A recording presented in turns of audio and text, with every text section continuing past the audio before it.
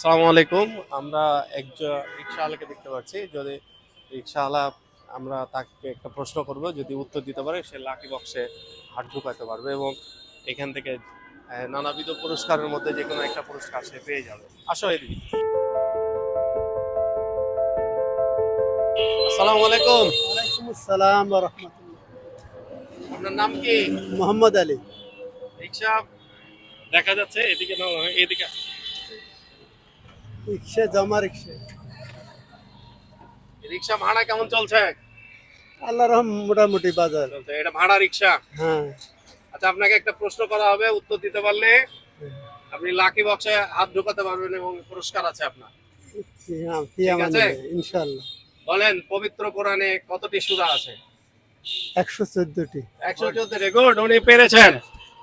এটা কয়েকজনকে প্রশ্ন করছি, পারে নাই। আপনি পেরেছেন। আপনি লাকি বক্সে এখন হাত ঢোকান।